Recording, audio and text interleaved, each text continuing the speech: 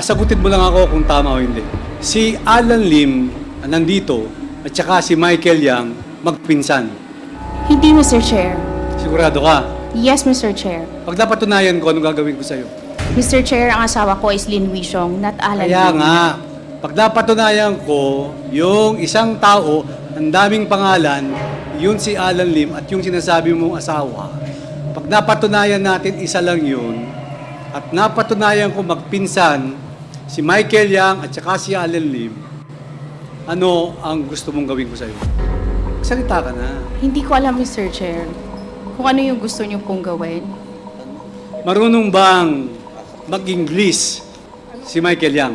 Hindi ko po siya narinig na nag-i-English dahil hindi po naman po kami nagkakausap ng matagal. Ang asawa mo, marunong mag-English. Hindi po siya marunong mag-English, Mr. Chair. Di ba nakita mo yung picture?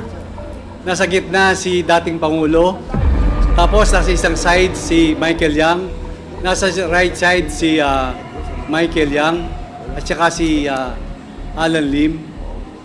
Hindi marunong mag-Chinese si Presidente, si former President. Hindi marunong mag-English si Michael Yang. Sinong interpreter nila? Hindi ko po alam that time kung sino ang interpreter po nila nung pumunta po Yung sila asawa doon. mo magaling mag-English. Hindi po. Marunong mag-Chinese. Chinese po talaga siya. Kaya nga, marunong mag-Chinese, hindi marunong mag-English. Opo, tama po, Mr. Dalawa Chair. yan. Tandaan mo yung tinanong ko sa'yo, ha? Congressman Abante, you're Yes. recognized. Our next topic actually now is EJK, no? And to start the ball rolling, we would allow former Senator Lael de Lima for her short presentation. But while she is preparing, I just would like to ask, finally, I just would like to ask certain questions to Ms. Rose Nonolin, no?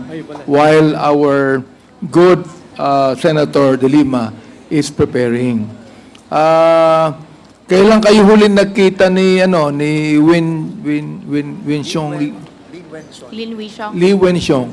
November 1 po, November 1. this holiday. So hanggang ngayon di pa kayo nakikita, no? From November 1. Yes po, ilang araw pa lang naman po Okay, nakalipas. hindi mo rin alam kung kailan siya uuwi. Yes po, Mr. Chair. Therefore, maaaring tumagal pa bago siya umuwi, correct? Hindi ko po masasagot kung maaring tumagal pa Oo, o... maaaring tumagal o hindi. Yes Di ba? po. Okay.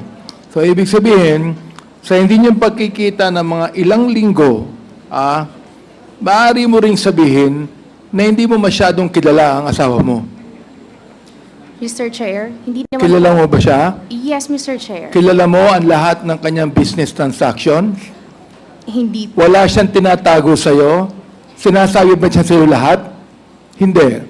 Mr. Chair, kung ano po yung gusto niya Kaya sabihin. nga, yes or no lang. Kilala mo ba siya talaga? Sapagkat hindi naman kayo nakikita palagi. Oo. Alam mo ba lahat ng kanyang business transaction? Oo. Hindi Alam mo po, ba Mr. kung Chair. meron siyang girlfriend sa abroad? Hindi po, Mr. Chair. Oo.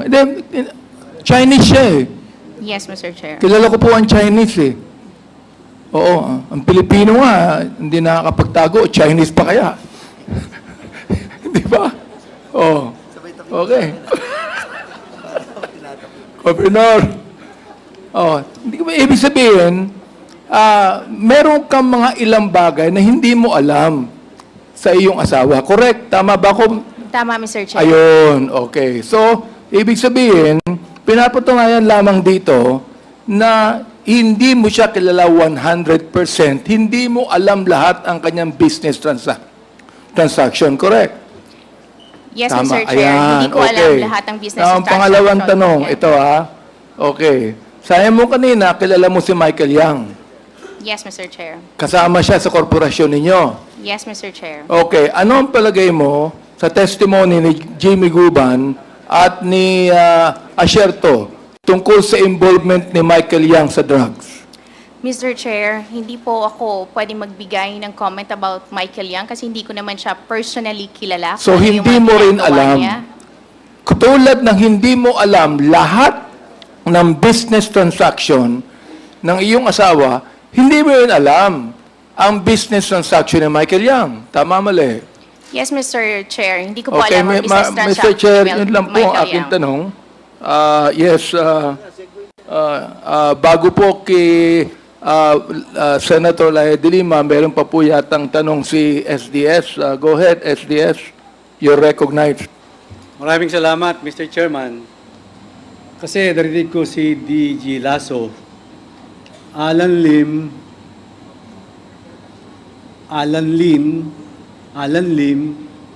also known as Jeffrey Lin and Jeff Lin, Ayong, Wenxiong Lin Wenxiong, Li Chen. Isang tao lang po to, Ma'am Rose Nonolim. Mr. Chair, hindi po. Well, anyway, si DG Lasso na ang sasagot niyan. My number 2 question. Sagutin mo lang ako kung tama o hindi.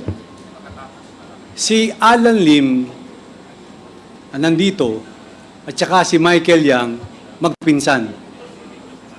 Hindi, Mr. Chair. Sigurado ka? Yes, Mr. Chair. Pag napatunayan ko, anong gagawin ko sa'yo?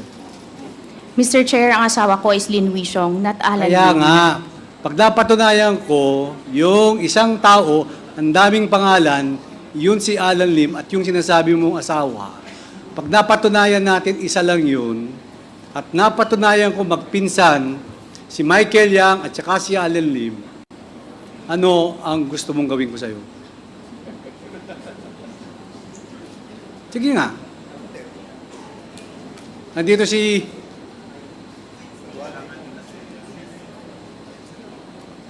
Salita ka na. Hindi ko alam, Mr. Chair, kung ano yung gusto niyo pong gawin.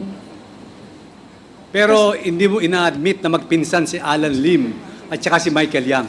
Magpinsan po in what degree, Mr. Chair? Basta magpinsan. Alam mo naman yung magpinsan. Pilipina ka naman, di ba?